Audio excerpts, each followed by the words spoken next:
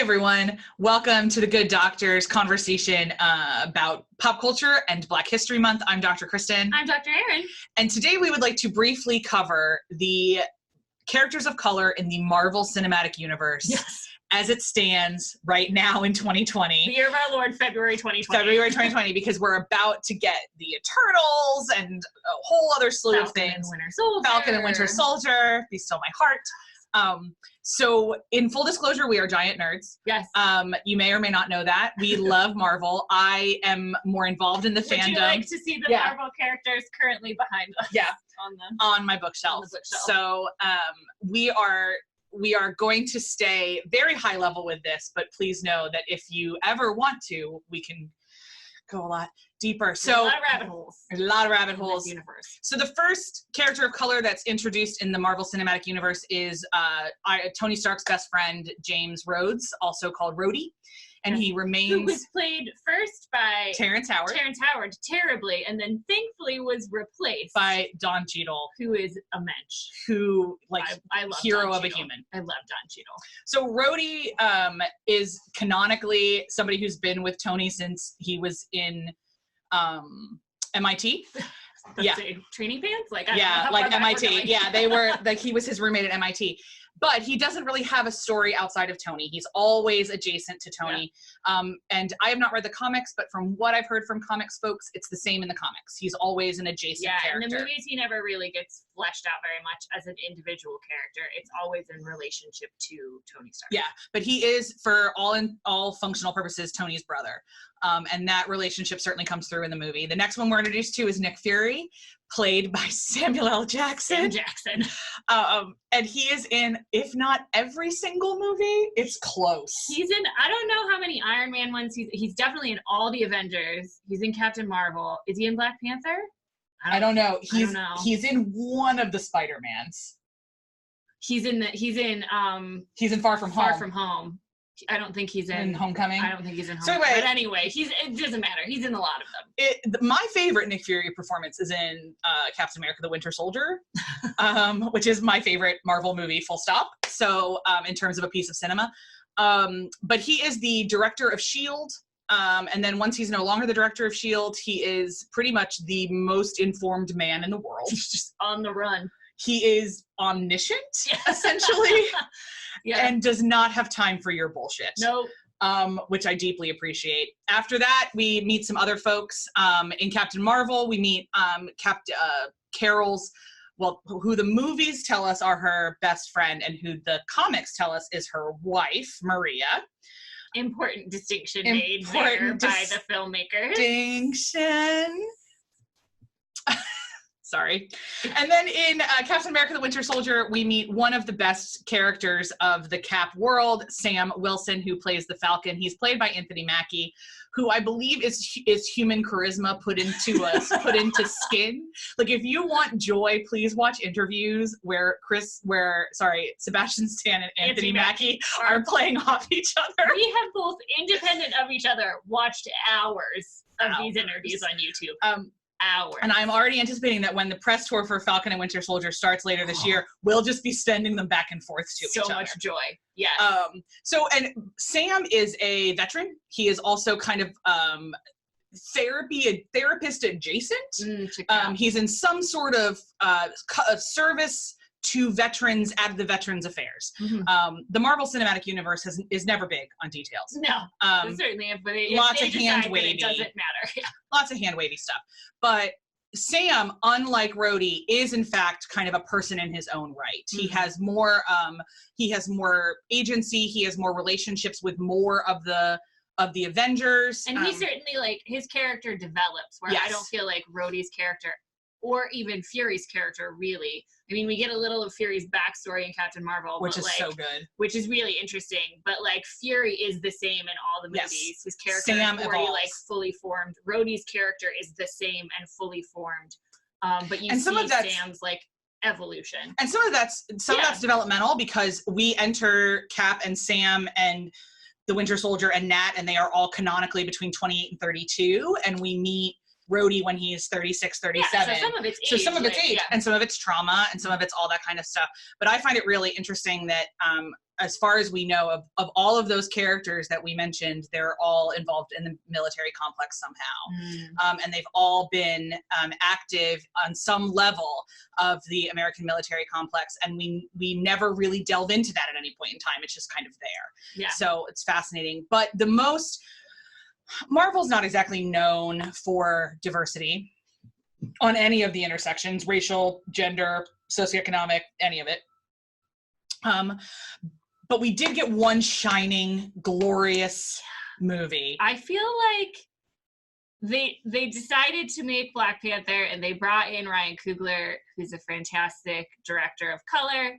And they were like, so just all the things you want to say about race in Marvel, say it in Black Panther. Say it in this movie, because we're not going to say it anywhere else. Ever again. So it's really interesting to me that we've continued to make movies with these characters after Black Panther came out. In Wakanda. Yeah. Final battles happen in Wakanda. Yeah. So Black Panther, for those of you that didn't see it, was one of the highest grossing films, not Oscar nominated. Yeah, the first Marvel movie, and probably, if they keep up this trend, only Marvel movie nominated for Best Picture. And it follows the development of this Marvel character, Black Panther. Who is the crown prince of a fictional country called Wakanda.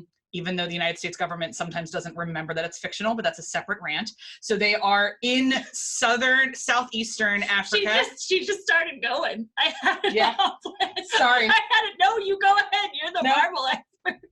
I just wanted to say that it is, what's really fascinating is that because they placed it in southeastern Africa, Ryan Coogler was very careful to bring in several of the indigenous tribal cultures within the area. So the language of Wakanda is a mixture of Xhosa, which is largely used in South Africa, and like 2 or 3 other things. The fabrics that they all use are from all tribal cultures. So he was quite intentional.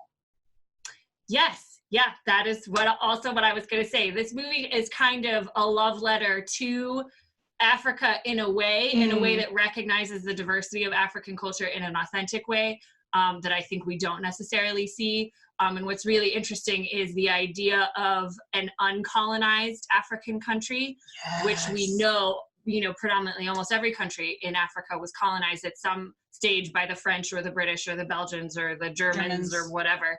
And so flipping it on its head and having a country that is idyllic because it is untouched by whiteness, untouched by Western culture, was a really, really fascinating exposition.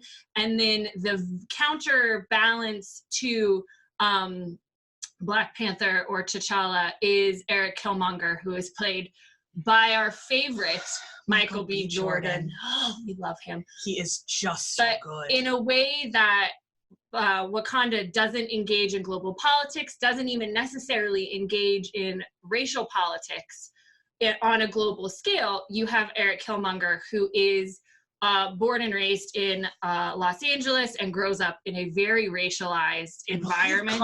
I believe they told us Compton. I think it's Compton. His father, who is of Wakandan descent, was involved in like radical Black Panther, radical Black activist movements in that area. And so he's raised hyper aware of his Blackness and also hyper aware of racial injustice. Also really interestingly comes from the military industrial complex, and like the reason he's so good at killing people is because he did it for the US government for a long time before he becomes an independent contractor of sorts.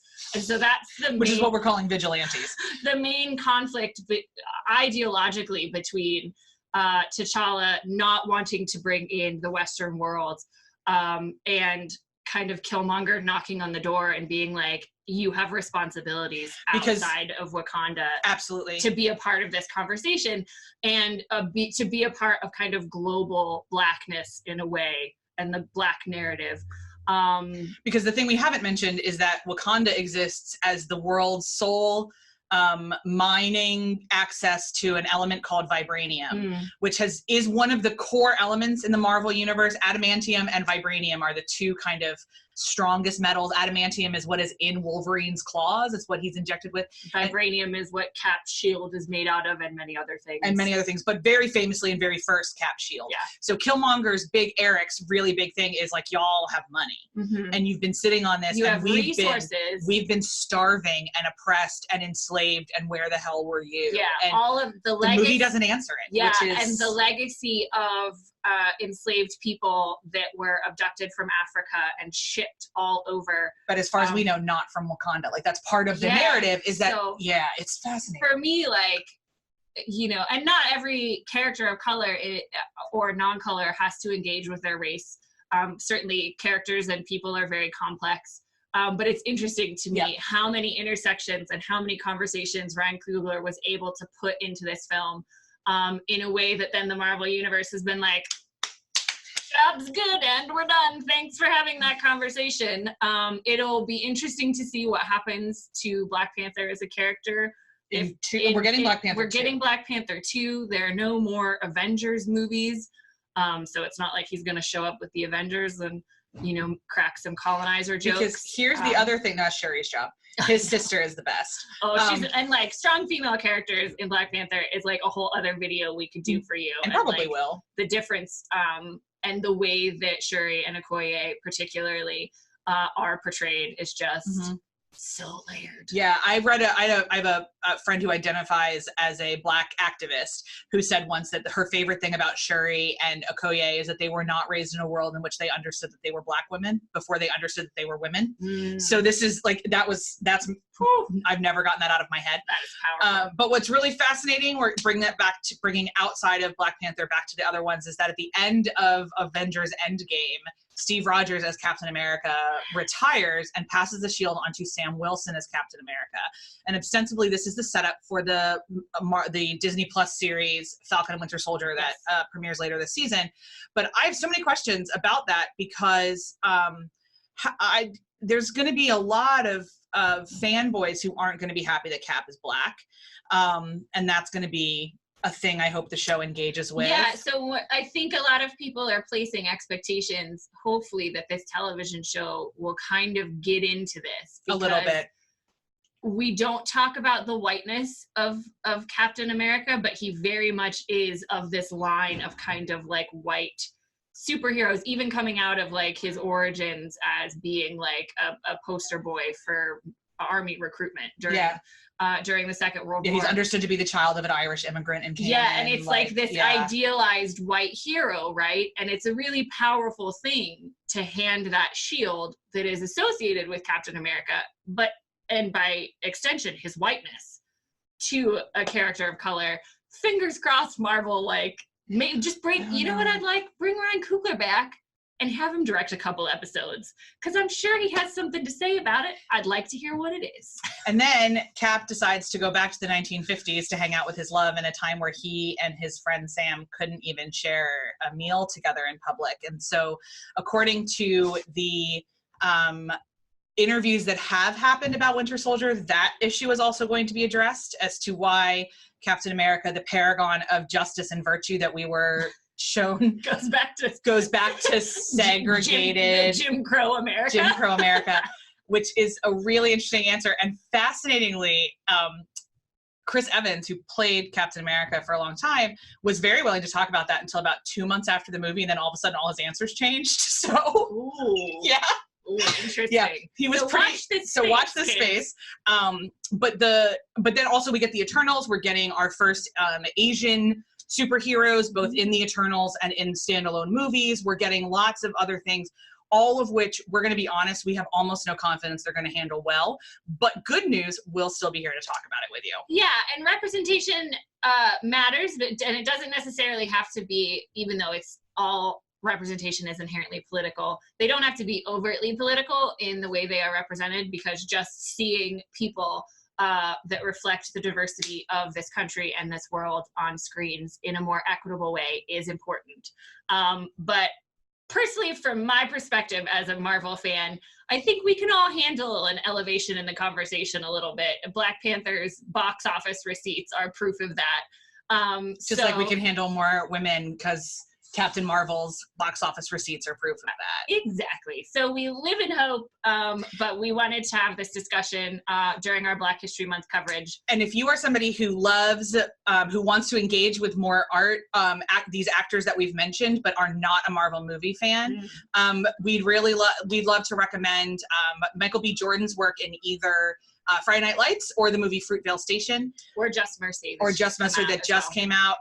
Chadwick Boseman, you should see Marshall or 42. So good. There's a lot. Don Cheadle, start with Hotel Rwanda and then just keep going. Like, there's lots and lots of opportunities. Obviously, I love Samuel L. Jackson, just he's in everything. Watch Capital One commercials, like, Do you know what I love Don Cheadle in, which is odd, but I love him in it anyway, is the Oceans I love him in the Oceans movies. I love him so. He is Rhodey. He is Rhodey with a Cockney accent. Like, it's the same energy. It's so the same energy. That's when I first fell in love with Don Cheadle. Oh, also, I just realized we forgot to mention Valkyrie, who's played by Tessa Thompson. Oh, God. In Thor. We love Tessa Thompson. And so she is also a character of color introduced by Taika Waititi in the movie Thor Ragnarok. I love her. She is currently in the Marvel universe now, Marvel Cinematic Universe, reigning as King of Asgard. Yes. Which is going to be a fascinating tribe. But she is also somebody who does not address the physicality of her body. It's the emotions, and her sexuality is addressed. But the physical aspects of her skin color and or other stuff is not an intersection that she addresses as a character. No. Tessa Thompson has in interviews, but the character has not. And so as we go forward from here, more sky's the limit, man. Because they will never stop making Marvel movies. Never. And Disney will own all of us pretty soon. So on that note, take care, everybody. Bye.